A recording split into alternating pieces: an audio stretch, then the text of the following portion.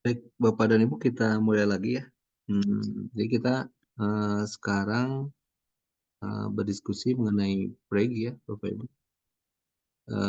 Tadi Bu Erna sudah berdiskusi ya mengenai eh, logistik ya, Bapak Ibu ya. Kalau kita flashback ke logistik itu kan mengantarkan barang dari asal ke tujuan. Nah, sebetulnya yang dari preg ini, Bapak dan Ibu, ini dimulai dari namanya perdagangan internasional. Jadi kalau Bapak Ibu sekarang yang lagi rame, ini masalah ekspor impor ya Bapak Ibu ya. Nah ini proyek itu lahir dari kebutuhan ini di ekspor impor. Jadi kalau misalkan kita dari Indonesia, kita akan melakukan ekspor, misalkan ke negara misalkan yang lagi rame nih Bapak Ibu, pemicu perdagangan yang agak rumit saat ini yaitu Amerika. Misalkan dari Amerika itu mereka impor, maka dari kegiatan ini muncullah kebutuhan untuk pengiriman barang, gitu ya Bapak Ibu ya. Jadi pengiriman barang. Nah, kalau ini antar Indonesia ke negara luar, kenapa disebut ekspor impor? Karena dia melewati border atau batas negara, sehingga ini hubungannya dengan custom. Nah, inilah Bapak dan Ibu di custom ini yang memberikan beberapa kebijakan terkait dengan syarat-syarat untuk bisa mengirimkan barang dari ekspor maupun impor. Nah, border inilah yang nanti memberikan informasi gitu ya, memberikan informasi terkait dengan kegiatan-kegiatan yang terkait dengan ini. Jadi Bapak dan Ibu, kalau kita lihat kegiatan ekspor impor ini, yang dua ini ekspor impor, ini mereka memerlukan beberapa kegiatan. Kegiatan ini contohnya di sini ada kalau kegiatan ekspor, di sini ada penjual, kemudian di sini ada pembeli. Nah, ketika melakukan transaksi, Bapak dan Ibu, transaksi ini mereka menyepakati barangnya dulu. Berarti di sini ada barang. Ini ada barangnya atau biasa disebutnya goods, Bapak dan Ibu. Nah, kalau dalam istilah freight adalah kargo gitu. Nah, goods atau kargo inilah yang menjadi acuan ketika melakukan penjualan dan pembelian. Nah, jenis-jenis kargo, kalau Bapak dan Ibu sudah mengambil mata kuliah ekspor impor, ini antara kargo dan komoditas ini diterjemahkan atau diketahui namanya adalah HS code. Nah, ini adalah harmoni sistem untuk menyamakan jenis barang yang dikirimkan. Jadi identifikasi dari kargo yang atau barang yang akan dikirimkan itu biasanya diterjemahkan lewat HS code. Ya. Nah setelah barang, tentu saja ini adalah transportnya. Jadi bagaimana mengirimkan barang gitu ya. Jadi ada transport. Nah bagaimana mengirimkan barang ini ada transportnya. Kemudian ini bisa darat atau land, bisa juga laut, bisa juga udara, gitu ya, kepada Ibu. Jadi kegiatannya itu mengirimkan barang bisa lewat laut, bisa lewat udara, bisa lewat darat, gitu ya, Bapak dan Ibu. Nah, kemudian setelah itu, setelah ada transportnya, tentu saja mereka harus memikirkan di sini ada packaging. Packaging itu kemasan. Nah, kemasan itu juga ada tempatnya yang biasanya disebut dengan kontainer. Kalau itu barangnya dalam bentuk tertentu. Tapi ada juga yang tidak pakai kontainer, namanya barang curah. Ya, Bapak Ibu, namanya barang curah. Nah, kegiatan PREG itu adalah membantu eksportir maupun importir maupun penjual dan pembeli ini agar barang, transportasinya, packaging-nya bisa mereka wakili untuk melakukan pembelian atau pengiriman barang ini. Sehingga kalau kaitannya dengan freight, pasti ada kaitan dengan barang, ada kaitan dengan transport, ada kaitan dengan kemasan. Nah, sampai saat ini, Bapak Ibu, ada yang ditanyakan kira-kira penjelasan singkatnya?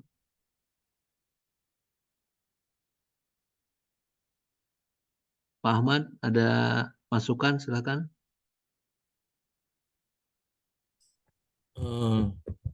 Sejauh ini sudah cukup, Pak. Clear ya, Pak ya? Iya, Pak. Betul. Oke. Pak Firman atau Bu Erna, Pak Ega? Izin bertanya, Pak.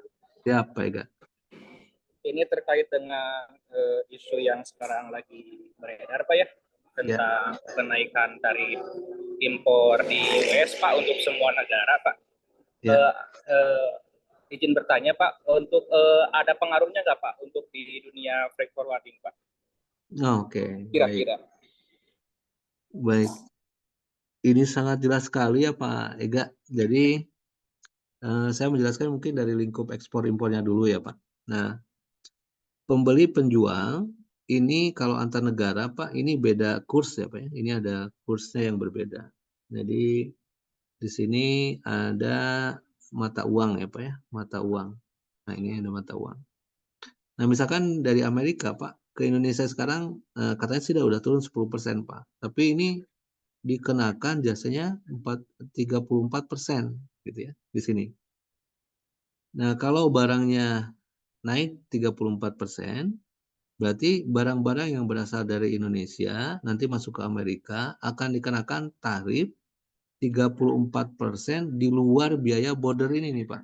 Nah, di luar border ini. Jadi bordernya beda lagi. Ini kalau misalkan penjual Indonesia menjual 100, maka pemerintah Amerika itu memberikan nilai ke barangnya itu menjadi 134 tarifnya itu. Jadi atau dia ngambil 34% dari harga barang yang akan dikirim jadi gitu ya. Jadi harga barang di Indonesia-nya 100, tapi mereka minta bagian tuh Pak, 34% gitu. Jadi 34% itu masuk ke Amerika gitu Pak. Si apa namanya? Biaya itu keuntungannya, anggap saya keuntungannya. Nah, sehingga yang membeli ini dia belinya tetap 100, tapi yang 34 ini diberikan ke pemerintah gitu Pak, di luar border ini. Jadi border ini kan di custom masing-masing itu ada juga dia harus mengurusi banyak hal. Jadi mulai dari contoh ya Pak ya, kalau ini di pelabuhan, dia harus menguruskan biaya pelabuhan. Ada biaya pelabuhan. Pelabuhan itu dari mulai datang kontainer, kemudian dia bayar untuk parkir di sana karena ini nanti berhubungan dengan kontainer yard atau ini berhubungan dengan CFS Pak. CFS itu kontainer freight station. Nah, di samping biaya pelabuhan itu ada biaya loading sama unloadingnya Pak. Loading sama unloading. Nah, ini biaya-biaya yang di luar 34%. Sehingga kalau barangnya ini naik 34% gitu Pak ya, dijual ke sini ke pembeli, maka yang penjual ini dia mendapatkan uangnya tetap 100 ke sini, tapi dia harus bayar ke pemerintahnya 34. Sehingga kalau misalkan penjual dan pembelinya ini masih sendiri Pak, nah ini akan terjadi kenaikan harga barang bagi masyarakat yang ada di Amerika. Nah, penjual yang di sini, dia kalau pembelinya itu tidak mau dengan harga yang diberikan karena ada kenaikan ini, dia akan tipe penjual kan tidak akan mau rugi nih Pak, pasti dia akan menaikkan harga barang. Sehingga pembeli di sini mau tidak mau dia akan membeli, kalau penjualnya tidak mau dipotong 34% ini, ya dia harus beli 134%. Maka si pembeli nanti akan menunda pembeliannya sehingga penjual ini tidak bisa menjual kalau harganya dinaikkan.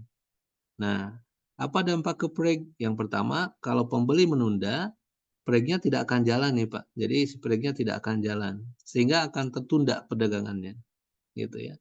Nah, jadi preg-nya akan tertangani. Yang berikutnya, mungkin saja penjual ini membebankan Bapak Ibu minta diskon ke preg supaya bisa menutupi ongkos yang harus dikeluarkan dari 34 ini. Gitu. Nah, kondisi yang paling sulit sekarang itu bagi perusahaan preg adalah tidak adanya order, Pak, karena pembeli sama penjual sama-sama menahan dengan adanya kebijakan. Gitu, Pak Ega, kalau dari sisi preg-nya. Oke, siap Pak. Terima kasih Pak. Ya. Baik. Yang lain mungkin Bapak dan Ibu? Pak Firman, Pak Muhammad Ridho? Cukup? Cukup? Baik, kalau cukup saya lanjutkan ya Bapak Ibu ya. Nah Bapak dan Ibu, sehingga kemarin yang pertemuan kedua, Bapak dan Ibu ini saya tugaskan untuk melihat jenis-jenis kargo ya, jenis-jenis kargo. Jadi jenis-jenis kargo ini bermacam-macam Bapak dan Ibu. Ini sangat erat hubungannya dengan kemasan atau packaging. Nah, karena packaging ini nanti hubungannya nanti dengan transport Bapak dan Ibu. Ini ada laut, ada darat sama udara, land sama udara. Nah, ini si kargo. Nah, yang laut Bapak dan Ibu ini kontainernya sudah clear ya Bapak Ibu seperti yang banyak dilihat. Jadi ini contohnya ada yang 40 feet, ada yang 45 feet, yang populer mungkin 20 feet ya Bapak dan Ibu ya. Nah, ini yang kontainer yang biasa. Nah, kalau di udara, nama kontainernya adalah ULD. ULD itu unit load, D-nya lupa saya Bapak Ibu. Jadi disebutnya ULD. Nah, ini kontainer yang untuk angkutan udara. Kalau di darat biasanya bisa juga pakai kontainer, tapi lebih ke banyak jenis-jenis box, kemudian ada diesel dan lain-lain. Nah, itu yang ada di packaging untuk di masing-masing angkutan. Nah, inilah sebetulnya Bapak dan Ibu, output dari nanti preg, kita bisa mendefinisikan jenis kargo apa yang bisa diangkut lewat preg tersebut. Kemudian kita bisa mengenali jenis transportasi laut. Yang berikutnya lagi kita bisa mengetahui juga packaging yang ada di sini. Sehingga Bapak dan Ibu nanti kalau dari preg ini, output yang Bapak dan Ibu harus paham ya Bapak Ibu ya, dari kargo transport yang lain itu adalah untuk menentukan preg cost. Gitu. Jadi kalau preg cost Bapak dan Ibu sudah bisa mendefinisikan, ya sudah berarti Bapak dan Ibu sudah mengetahui kargonya, transportnya, kemudian packaging. Gitu. Oke, sampai sini Bapak Ibu yang ditanyakan.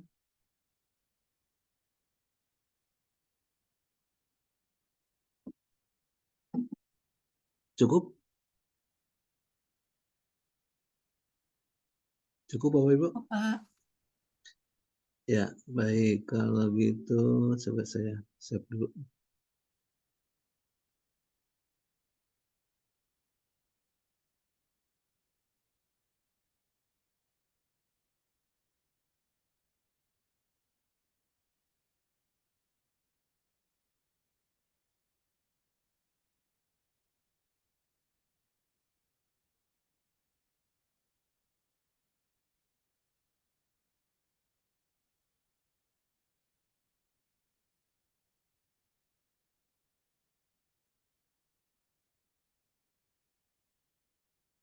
Oke, Bapak Ibu ya.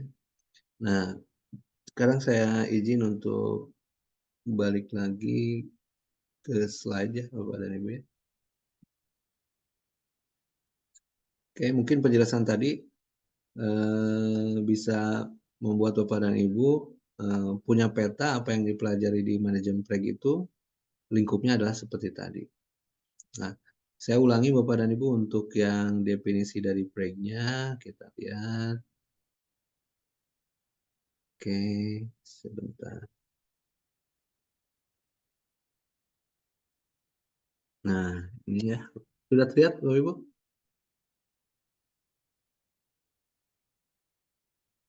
Sudah terlihat slide-nya?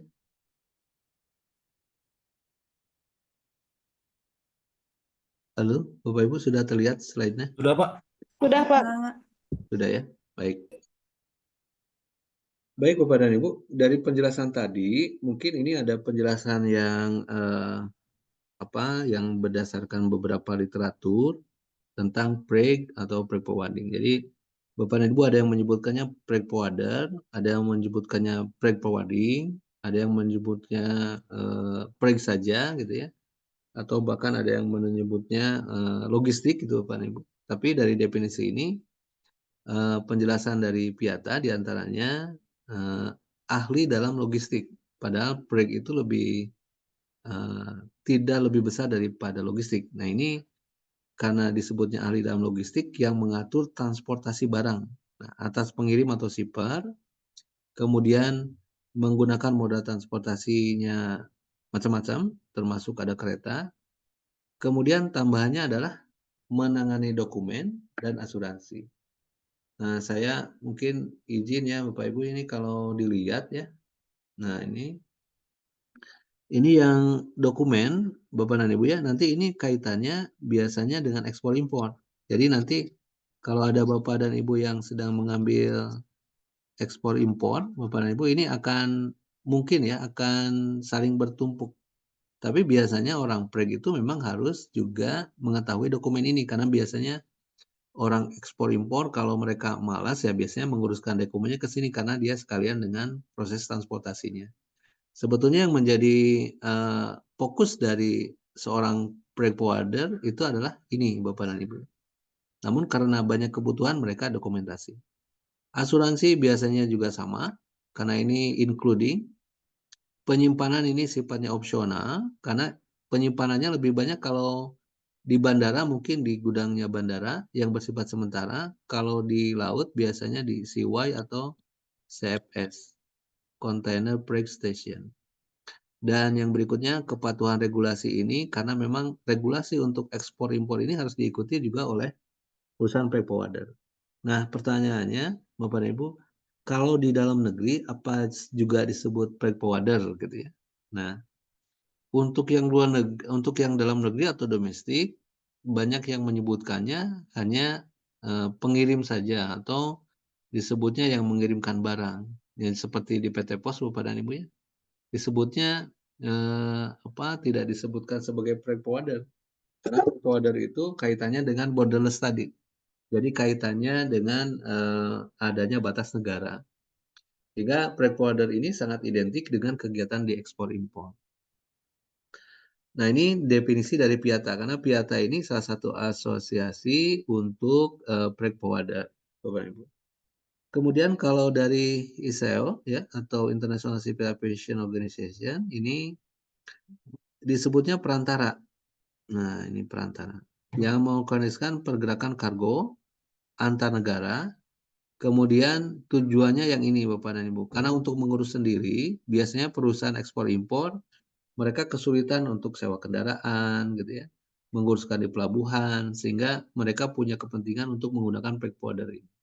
Jadi munculnya freight forwarder itu dimunculkan karena adanya perdagangan internasional dalam bentuk ekspor impor gitu Bapak dan Ibu. Kenapa saya menyebutkan perdagangan internasional? Karena perdagangan internasional itu lebih luas daripada ekspor impor.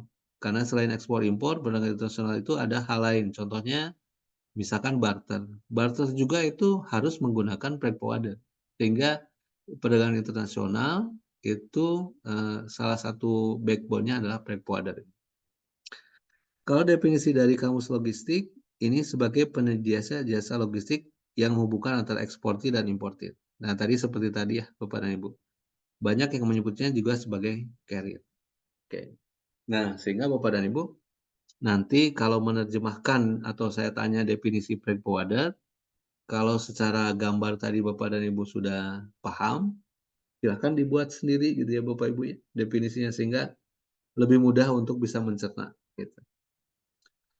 Oke, nah Bapak dan Ibu ini cakup moda transportasinya ya. Jadi ada udara, ada laut, ada laut, kemudian ini ada udara, ada laut, ada darat, ada kereta api. Nah mungkin ada satu lagi kalau Bapak dan Ibu ngambil di transportasi, ada yang namanya apa namanya, pipa, piping. Nah, apakah piping ini juga termasuk juga freight forwarding, Bapak dan Ibu? Nah, ini mungkin jadi pertanyaan. Sampai saat ini, pipa ini dia tidak termasuk freight forwarding karena ditangani oleh pihak ketiga yang memang lingkupnya tidak termasuk ke freight forwarding. Sehingga ini hanya 4, udara, laut, darat, dan kereta api. Nah, ini ya yang tadi disebutkan ya Bapak dan Ibu ya. Jadi apa yang dilakukan oleh orang freight forwarding? Jadi mereka menguruskan dokumentasi. Nah, ini bill of lading, nanti kita akan diskusi, mungkin Bapak dan Ibu yang sudah tahu nanti tolong bantu juga. Kemudian ada RW bill dan dokumen kepabeanan. Bill of lading itu Bapak dan Ibu ini sama dengan RW bill ya. Nah, kalau bill of lading ini untuk laut, di sini untuk laut, kalau ini untuk udara. Ya. Isinya adalah keterangan dari barang atau kargo yang akan dikirimkan, termasuk dengan detailnya, biasanya ada siapa pengirimnya, siapa penerimanya, apa jenis barangnya, nanti dia akan mulai dari pelabuhan mana atau dari bandara mana sampai dia datang. Di sini tidak ada harganya. Nah, kemudian ada komen kepabeanan, ini yang memunculkan nanti berapa pajak yang harus dibayarkan ke negara, gitu ya. Ini ada di kepabeanan. Kemudian kepabeanan sendiri itu memastikan kepatuhan terhadap regulasi ekspor impor. Jadi kalau Bapak dan Ibu mendengar ada barang yang lartas gitu ya Pak, Bapak Ibu ya, dilarang atau terbatas. Nah ini ada di definisinya HS code. Jadi yang bisa dikirimkan lewat HS code ini ada keterangannya. Meskipun ada HS code-nya, mungkin itu adalah barang-barang yang dilarang gitu ya. Nah, kemudian ada asuransi. Nah, asuransi ini selalu harus ya, tidak bisa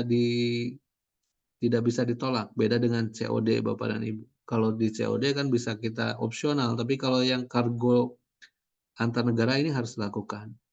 Sehingga Bapak dan Ibu di dalam bentuk pengiriman ada namanya, nanti kita pelajari satu lagi namanya Incoterm ya. Nah, Incoterm ini adalah istilah dari perdagangan internasional yang nanti memungkinkan untuk persamaan persepsi. Bagaimana kegiatan ini diberikan atau dicatatkan di dalam dokumen untuk ekspor impor. Penyimpanan dan distribusi, Bapak Ibu ini tidak akan dibahas lebih detail, tapi kegiatan-kegiatan yang terjadi di dalam PREG itu sangat berhubungan dengan ini. Yang berikutnya, kalau konsultasi logistik, memang ini tujuannya untuk melihat mana harga yang murah. Ya, saya masih menyebutkan begitu, Bapak dan Ibu, tidak menyebutkan mana yang lebih efisien, karena yang dicari sekarang harga yang murah. Gitu ya. Sampai sekarang. Oke, sampai sini Bapak dan Ibu, ada yang ditanyakan? Cukup? Izin Pak, terkait Incoterms, apakah nanti ada pembahasan tersendiri atau gimana ya Pak? Ya, ada satu sesi khusus Bu, nanti terkait Incoterm. Baik Pak, terima kasih. Ya. Atau Bu, Ibu udah ini ya, udah belajar lebih dulu kayaknya. Bu Erna. Iya sih Pak, cuman karena cuman 3 hari ya Pak ya, jadi kayaknya masih kurang gitu. Nanti kalau misalnya ada sesi Siap, dari Bapak ya nggak apa-apa, dari Bapak aja kayaknya lebih lengkap. siap, siap Bu, Baik siap, Pak. siap. Baik. Yang lain, nah ini udah ada nih nambah Bu Nola. Apa kabar Bu Nola? Ya, alhamdulillah baik Pak. Maaf Pak, tadi saya terlambat join karena kebetulan tadi ada kegiatan di kantor baru bisa join jam 7 lewat Pak. Mohon maaf. Siap, nggak apa-apa. Gimana Bu Nola bisa mengikuti ya tadi? Mungkin agak terlambat. Iya agak terlambat. Iya Pak, Ini masih ini dulu Pak, nampung dulu Pak. Nanti Siap, siap, kalau ada yang ini saya tanyakan kalau ada yang belum paham Pak. siap. Makasih Baik, Pak. baik. Jadi Bapak Ibu target saya karena memang kalau belajar malam sisa-sisa tenaga memang fokusnya juga paling bertahan setengah jam atau paling lama 1 jam Bapak Ibu. Jadi saya memanfaatkan golden time-nya supaya ruang lingkup yang kita bahas dipahami gitu ya Bapak Ibu, sehingga kalau ada hal yang memang krusial nanti Bapak Ibu bisa langsung tanyakan gitu. Sehingga output dari setiap sesi gitu ya bisa bermanfaat gitu ya. Ruang lingkupnya Bapak Ibu tahu. Baik, saya lanjutkan lagi Bapak dan Ibu. Yang berikutnya, ini dasar keilmuannya Bapak Ibu ya, tapi yang nomor 2 ini yang paling banyak berperan ya Bapak Ibu. Ini hukum perdagangan internasional ini. Ini sangat clear bahwa kegiatannya dari sini. Jadi ini yang perlu dipahami lebih detail. Yang berikutnya Bapak dan Ibu ini ada beberapa sertifikasi. Jadi kalau Bapak dan Ibu ada nanti ada PIATA gitu ya, atau ada SIFA gitu ya, itu pasti berkaitan dengan Preg-Powadi. Nah ini yang memang Bapak dan Ibu kalau punya sertifikat-sertifikat ini sangat berguna, apalagi Bapak dan Ibu nanti bekerjanya di perusahaan Preg-Powadi. Nah, apa fungsi dari masing-masing sertifikat? Jadi PIATA Diploma itu akan membedah dari kegiatan-kegiatan yang memang dilakukan oleh Preg-Powadi. Kontennya sama Bapak Ibu dengan 3 tadi, tapi mereka akan detail terhadap dokumennya. Jadi ada kargo, kemudian ada transportnya yang 3 atau 4 tadi. Yang berikutnya adalah dokumen yang berhubungan untuk pergerakan antar atau lintas negara. Jadi 3 itu sama. Nah, berikutnya Bapak dan Ibu, ini beberapa perusahaan yang memang sudah existing ya Bapak dan Ibu ya. Mungkin PT POS Bapak dan Ibu saat ini juga sudah bergerak ke sana. Tapi setahu saya kalau di Preg-Powadi Bapak dan Ibu, PT POS masih backbone-nya perusahaan yang lain gitu. Kalau saya diskusi dengan PT Poslog juga, PT Poslog kerjasama dengan DHL Global Forwarding. Ada juga sebagian dengan Schenker gitu ya, Conagle dan lain-lain. Kemudian yang lokal ini memang Samudra Indonesia sama Kardik memang yang cukup besar Bapak dan Ibu yang melakukan Preg-Powadi. Nah memang dari kegiatan Preg-Powadi ini ada kekhususan yang mungkin Bapak dan Ibu ya, kalau dibutuhkan ejalitas untuk bisa melakukan diskusi. Nah ini adalah hak-hak yang terkait dari kegiatan Preg-Powadi ini. Jadi yang pertama shipper atau pengirim, karena ini lahir dari kegiatan ekspor impor Bapak dan Ibu ya. Ini yang kemudian ada carrier atau pembawa. Nah ini yang eksis untuk Preg gitu ya Bapak Ibu. Saya tandai ini untuk Preg. Custom broker juga ini sama ditangani juga oleh Preg biasanya. Asuransi memang perusahaannya berbeda tapi yang ngurusinya orang Preg gitu Bapak Ibu. Kemudian yang authority memang ini orang pelabuhan, pemerintah, regulatornya. Jadi 3 kegiatan ini dilakukan oleh Powadi ini gitu ya. Nah, sampai ke pelabuhan pun sebetulnya dilakukan oleh Powadi untuk pengurusannya, karena biasanya pengirim atau penerima barang, shipper atau konsaini tadi, mereka pinginnya terima beres saja gitu ya. Jadi setelah mereka transaksi, mereka hitungkan ini di luar Preg ya. Oke, berarti orang Pregnya nanti dia akan menerima bisa dari shipper, biasa juga dari konsaini kalau dia terkait ekspor impor ini.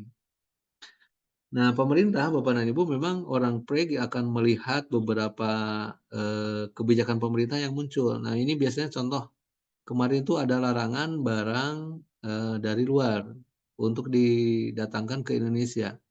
Contoh tekstil Bapak Ibu ya. Yang boleh itu bahan baku. Tapi seiring berjalannya waktu, ternyata garment bisa. Nah, ini banyak perusahaan Preg yang menolak dulu untuk mengirim ini karena tidak bisa dalam pengurusan dokumennya. Tetapi karena bisa, akhirnya mereka membuka. Nah, contoh seperti itu. Jadi mereka harus selalu update karena kalau memang udah kontrak, sudah keluar biaya, ternyata batal, ya mereka tidak bisa melakukannya. Gitu. Nah, yang berikutnya Bapak dan Ibu, ini bisnis umum dari Preg. Bapak dan Ibu ya. Saya akan menjelaskannya lebih ringkas supaya Bapak dan Ibu mudah gitu ya menangkapnya. Jadi proses client request ini dimulai ketika proses jual belinya sudah terjadi. Di sini ada jual belinya sudah terjadi. Jadi client request ini bisa dari shipper, bisa dari consignee nih Bapak dan Ibu ya, client request. Saya butuh mengirim barang ke Amerika tadi. Nah, maka orang Preg akan melakukan shipment planning. Bagaimana pengirimannya? Nah, ini Bapak dan Ibu mungkin mengenal. Ini ngirimnya gimana ya? Oke, kalau ke luar negeri pasti multimoda. Kalau multimoda itu menggunakan banyak moda, darat, laut, udara gitu ya. Atau darat, laut, darat, bisa juga darat, laut, udara, tergantung dari tempat yang dituju.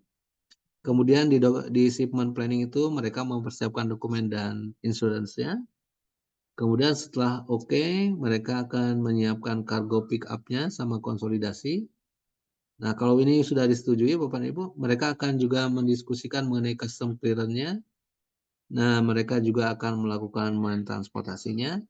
Dan ini menjadi hal yang dibutuhkan Bapak dan Ibu ya. Bahkan jadi penilaian di Bank Dunia, ada tracking dan tracing. Ini sebagai requesting bagi setiap pengirim dan penerima.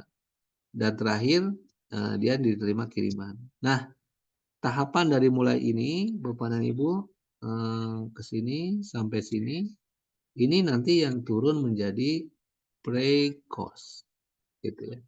Jadi di shipment planning ini, yang nanti diajukan ke client request ini adalah pre-cost-nya, gitu. Nah, jadi dalam kegiatan nanti kita berdiskusi, Bapak dan Ibu ya, terkait freight forwarding ini, Bapak Ibu nanti akan tentu saja kita memahami yang 3 di awal tadi, ada kargo, ada transportasi, ada packagingnya, kemudian nanti proses bisnisnya. Sampai terakhir nanti kita akan menentukan bagaimana freight cost. Nah, itu kira-kira Bapak dan Ibu ruang lingkup dari kegiatan freight ini. Mudah-mudahan Bapak dan Ibu clear gitu ya dengan tujuan kita mempelajari freight ini. Sehingga nanti kalau misalkan saya menjelaskan kargo, menjelaskan transport, kemudian menjelaskan tentang dokumen gitu ya Bapak dan Ibu, jangan terlepas bahwa ini bagian dari kegiatan-kegiatan yang memang harus ada di dalam proyek ini. Gitu. Bagaimana Bapak dan Ibu kira-kira dari penjelasan singkat yang diberikan, apakah bisa dipahami? Bisa, Pak. Bisa ya? Baik. Baik, kalau begitu Bapak dan Ibu, untuk pertemuan sekarang, karena ini Bapak dan Ibu udah ngisi ya yang ini untuk diskusinya. Nah, saya ingin membagi kelompok nih Bapak dan Ibu, untuk Bapak dan Ibu. Tapi saya pikir Bapak dan Ibu sudah bisa ya membagi sendiri Bapak dan Ibu, atau saya pandu nih untuk kelompok ini.